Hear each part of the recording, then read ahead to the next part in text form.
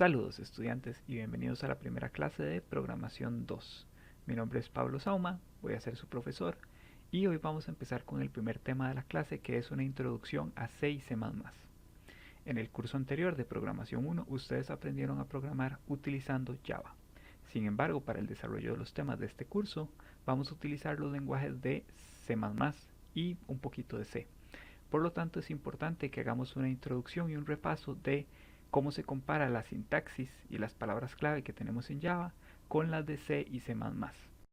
Yo sé que ustedes están muy entusiasmados por ver los nuevos temas del curso, sin embargo, empezaremos por este tema introductorio.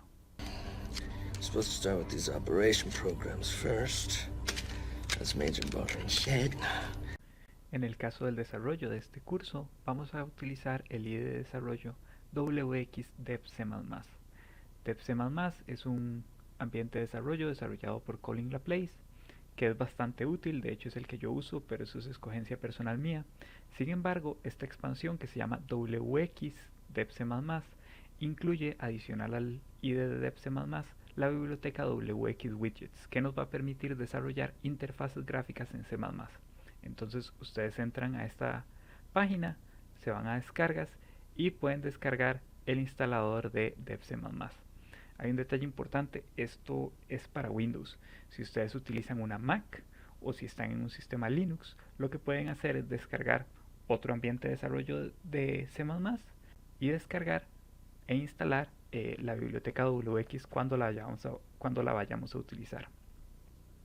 Bueno, una vez que tienen montado su ambiente de desarrollo, en este caso aquí yo tengo DevC++ instalado y tengo una bonita paleta de colores, ya estamos listos para aprender a programar en C++, o al menos cuáles son las similitudes que tiene con Java. No veremos todos los temas que vieron en Progra 1, esos los iremos viendo conforme avancemos por el semestre, pero sí es importante hablar de estos 6 primeros subtemas que tenemos para hoy. Primero, el precompilador. Si ustedes recuerdan, en Java, cuando nosotros queríamos usar una biblioteca, lo que hacíamos era import javax.swing, goptionpaint, etc. Bueno, eso no funciona aquí. Aquí no existe ninguna palabra clave similar a import, ni include, ni ninguna de esas. Para realizar importaciones para traer bibliotecas en el lenguaje C o C++, lo que se utiliza son comandos de precompilador. Recuerden que C y C++ son lenguajes compilados, eso significa que tenemos un programa que agarra nuestro código fuente y lo convierte a lenguaje máquina.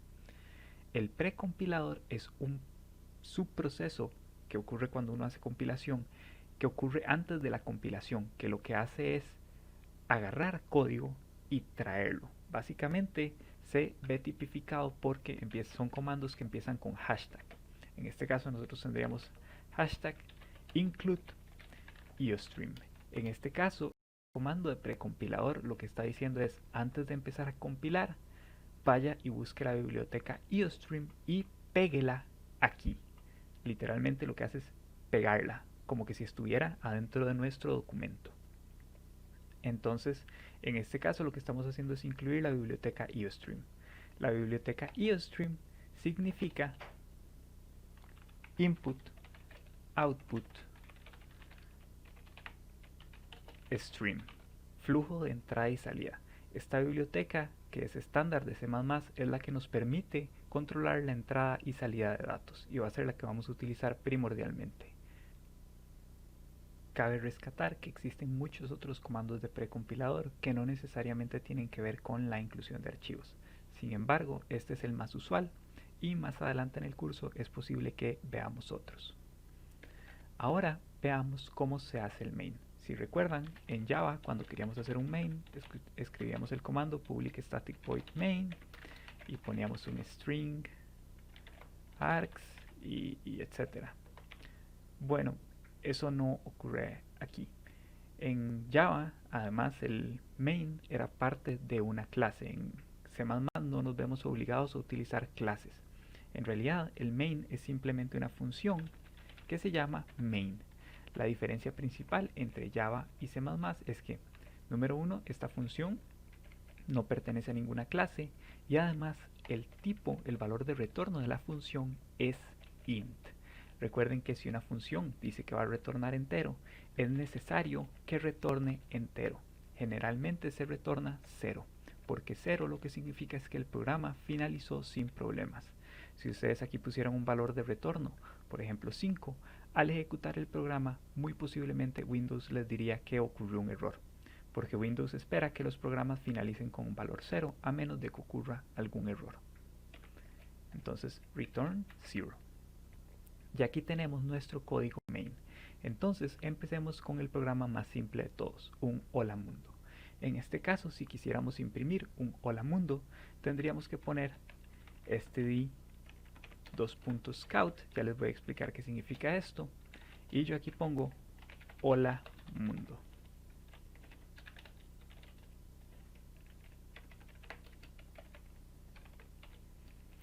Hola mundo. En este caso, el comando cout, que significa salida de C, es parte de las funciones que viene definida en IOStream, en los flujos de entrada y salida. Este std significa que esta función pertenece al dominio de funciones estándar. Entonces aquí lo que estamos diciendo es del dominio de funciones estándar, utilice el cout, y esto es un operador que en realidad significa left shift, pero en este caso está sobrecargado para decir a esta función envíele estos valores. Esto para lo que sirve es para poder imprimir muchas cosas de manera consecutiva. Entonces, por ejemplo, yo aquí podría imprimir un número y aquí podría imprimir un carácter y todo se reenviaría a esta función. Básicamente, eso es lo que está ocurriendo. Entonces, al tener std cout hola mundo, si ejecutamos este programa, lo que ocurrirá es que se imprime la función. Esperemos un segundito para que puedan verlo. Y entonces notarán que el programa ejecutó y ejecutó a una velocidad tal que no logramos ver la salida. Por lo tanto, si quisiéramos ver el resultado, podríamos hacer que espere a que ingresemos un carácter. Para eso podríamos utilizar el comando cin y decirle que introduzca un valor en la variable c. Entonces, si ahora ejecutamos este programa, veremos que se imprime hola mundo y se queda esperando a que ingresemos algún valor para terminar. Si no queremos tener que utilizar este std cada vez que vamos a utilizar un comando de la biblioteca estándar, lo que podemos utilizar es el comando using namespace std antes de iniciar. Esto lo que significa es use el espacio de nombres de std. Esto lo que significa es que cuando llamemos una función como cout, si no se encuentra definida a nivel global adentro del documento, lo va a buscar adentro de este espacio de nombres. Entonces ahora podríamos borrar estas secciones y el programa funcionaría de la misma manera. Ahora hablemos de los tipos de datos que tenemos disponibles en C++. Similares a los que tenemos en Java, tenemos algunos que no se encontraban en Java y tenemos algunos que más bien se encuentran en Java pero no se encuentran disponibles en este lenguaje. El primero que aquí ya tenemos es el tipo de dato carácter. Ahí se almacena lo que sería un símbolo de texto, como por ejemplo solo una letra, la letra X o A, o un símbolo igual o un número 3, etc. Tenemos el tipo de dato short, que es un entero de 16 bits. Esto significa que puede almacenar valores de menos 32.767 hasta 32.767. Vean que es un entero que almacena más que un carácter, sin embargo es mucho más pequeño que un entero normal. Tenemos el tipo de dato int, que es un entero de 32 bits. Este guarda desde menos 2000 millones hasta 2000 millones aproximadamente. Y tenemos el tipo de dato long integer, que es un entero de 64 bits. Este es el más espacioso que tenemos hasta ahora. No les voy a decir el número porque no sé especificarles cuánto sería. Les puedo garantizar que es un número muy grande.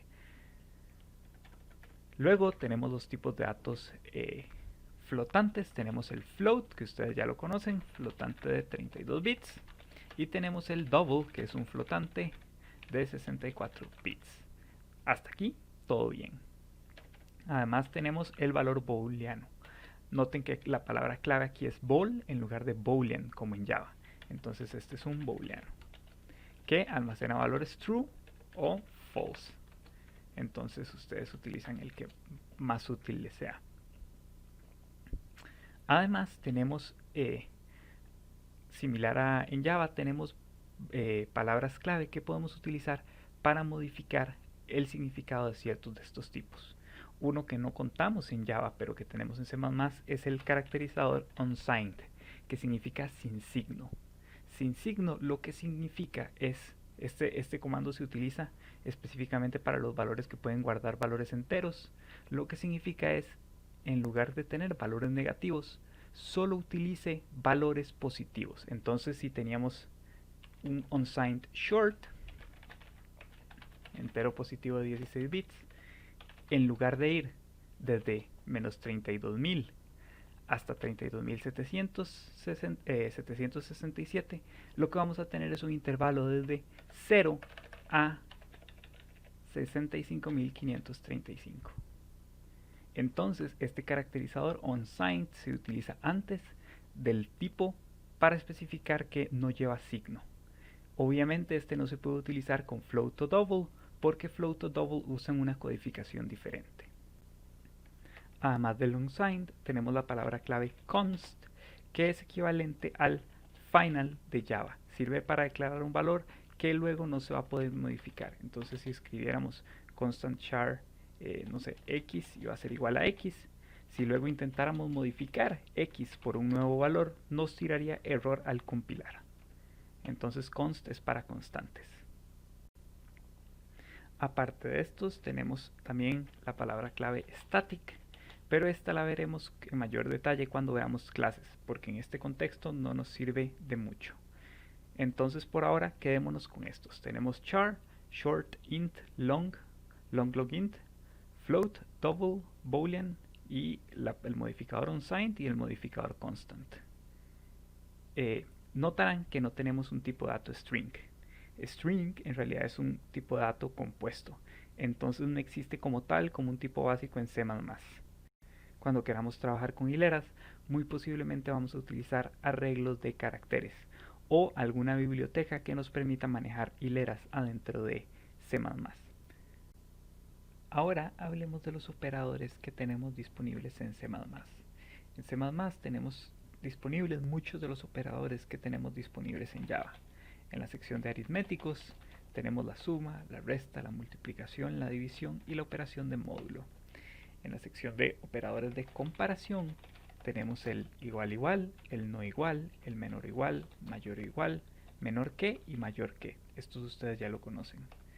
En las operaciones lógicas tenemos el AND, el OR, el NOT y el XOR. Recuerden que el XOR o excluyente es un operador que calcula lo mismo que la operación OR. La única diferencia es que en caso de que ambos fueran verdaderos, nos daría falso.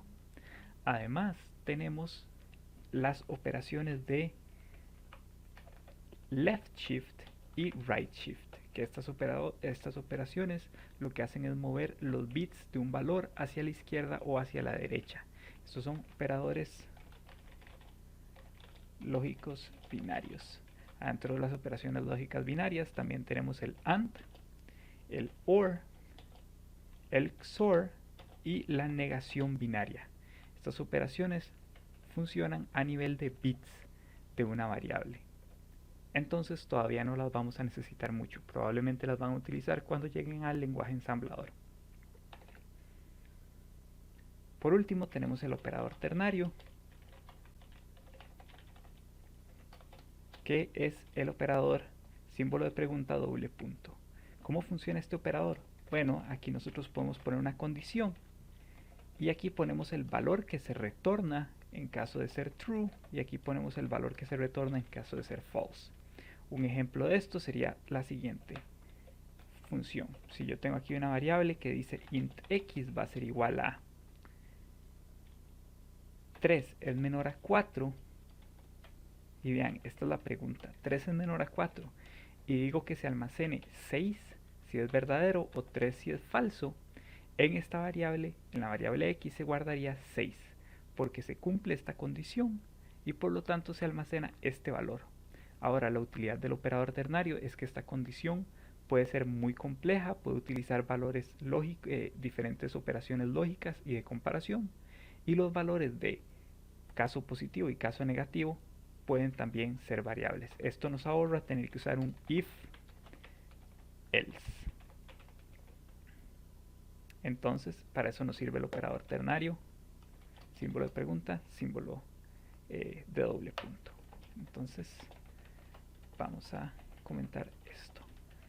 Recuerden también que todos los operadores se pueden mezclar con el operador de asignación. Por ejemplo, podemos tener el más igual, tenemos el por igual y todos estos que ustedes ya conocen. Con esto estaríamos en el tema de operadores. Entonces podemos continuar ahora al tema de instrucciones de control. Las instrucciones de control en C++ son las mismas que ustedes ya conocen de Java. Tenemos el operador if, que puede ir seguido de un else o de un else if y otro else, etc. Ustedes saben cómo funciona. Tenemos el operador if, tenemos el while, tenemos el do while, tenemos el switch, que recuerden que en el caso del switch hay que poner los casos, entonces caso 1, y luego recuerden poner el break, de ser necesario. Tenemos la palabra clave default por defecto, tenemos el comando for, entonces recuerden que aquí podemos poner para un i que empieza en 0 y es menor a 6 y más, y la misma estructura que ustedes ya conocen. En este sentido, C++ es muy similar a todo lo que ustedes estudiaron en el curso anterior. Las estructuras son exactamente las mismas. También tenemos los comandos para ciclos, el comando break y el comando continue, que se pueden usar de la misma manera que se utilizan en Java. Estos dos pueden resultarles de utilidad, y por lo demás esto es completamente familiar para ustedes. La única gran diferencia entre lo que vieron en el semestre, en el primer semestre, y lo que van a ver en este, son las funciones. Y es que las funciones en C++ tienen una característica que las de Java no poseen, y es que pueden tener valores por defecto. Veamos esto. Definamos aquí arriba una función que se va a llamar sumatoria, que recibe un valor n. Y lo que va a hacer es calcular la sumatoria desde 0 hasta n. Entonces aquí decimos para un i que empieza en 0 y es menor a n y más. Y lo que vamos a hacer en este caso va a ser resultado más igual i. Y finalmente retornamos el resultado. En este caso nosotros aquí podríamos hacer imprima sumatoria hasta 5 y imprimimos sumatoria 5 y después agréguele un salto de línea. Si ejecutamos este código, la sumatoria de 5 nos va a dar 10, lo cual es correcto. 1 más 2 más 3 más 4, no, espérense, se nos olvidó sumar el número final, debería ser hasta n, entonces menor o igual a n, nos da 15, lo cual esto sí es correcto. 1 más 2 más 3 más 4 más 5 da 15 y obtenemos el resultado. En Java, si nosotros quisiéramos hacer que esta variable, que se pudiera llamar sumatoria sin especificar ningún valor, tendríamos que crear una segunda definición de la función. En C++ nosotros podemos especificar un valor por defecto. Aquí nosotros podríamos decir que si nosotros llamamos sumatoria y no ponemos ningún valor para lo que va dentro de sumatoria, entonces que utilice el valor por defecto 0. En este caso, nosotros aquí podríamos poner sumatoria de 0, es el resultado de solo llamar sumatoria, y sumatoria de 5 es el resultado de llamar sumatoria con el parámetro 5. Al ejecutar este código veremos que los resultados que nos dan son diferentes y son los correctos.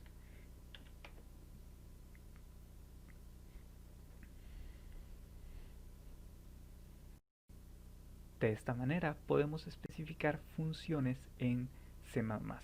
Ahora, un detalle importante sobre la definición de funciones es que tenemos que hacerlas antes del llamado. Si nosotros tuviéramos el código de la función de sumatoria después del código main, como pueden verlo acá, después del código main, entonces al intentar compilar nos va a tirar un error, porque sumatoria aún no se encuentra definido. Si nosotros quisiéramos que esta función estuviera acá definida abajo, entonces arriba del código lo que deberíamos hacer es dar una declaración en la que decimos que vamos a tener una función llamada sumatoria que recibe un int en 0. Vean que esto es nada más la declaración de la función, todavía no decimos qué es lo que hace, solo tenemos la declaración y entonces ahora sí compila y ejecuta. Aquí lo que estamos haciendo es definir la declaración de la función, decimos que lleva por parámetro 0 por defecto y aquí estamos diciendo qué es lo que va a hacer la función. Noten que aquí no hay que volver a especificar que empieza con un valor en 0. Esto es porque ya en la declaración está que si no lleva ningún valor se asume 0. Entonces donde describimos qué es lo que hace la función, no tenemos que incluir los valores por defecto. Esta sería la introducción a C++, que espero les explique o los ayude a adaptarse en cómo es que funciona este lenguaje. La sintaxis es muy similar a la que hemos estudiado hasta ahora y el ambiente de desarrollo es bastante simple. Por último, quisiera hablarles del compilador de C++. El compilador de C++ se conoce como G++ y básicamente cuando ustedes utilizan un ambiente de desarrollo y llaman al ejecutar, a compilar, se llama a ese compilador. Sin embargo, esa no es la única manera de llamar al compilador. Ustedes pueden hacerlo manualmente llamando al compilador y diciéndole el archivo que quieren compilar. En este caso yo podría compilar el archivo clase1.cpp diciendo g++ clase1.cpp dirección de salida clase1.exe. En este caso yo llamo al compilador, el compilador ejecuta y lo que pueden ver es que se me compiló y se me creó un archivo ejecutable. Los programas que ustedes creen en C++ van a ser ejecutables. Eso significa que es un programa que se puede ejecutar solo y no depende de ninguna máquina virtual. Que eso es bastante útil en comparación a ciertos lenguajes interpretados como Python o por ejemplo Java, que lo que genera es bytecode, que depende de que la computadora tenga instalado Java. Este código .exe que es ejecutable va a correr en cualquier computadora. Un detalle importante: cuando yo les pida que manden tareas, no manden el ejecutable. Tienen que mandar el código fuente y yo compilo el código fuente dentro de mi computadora. O el asistente compila el código fuente dentro de su computadora. Con esto terminamos por hoy. Espero que estos ejemplos les hayan servido y por ahora me despido.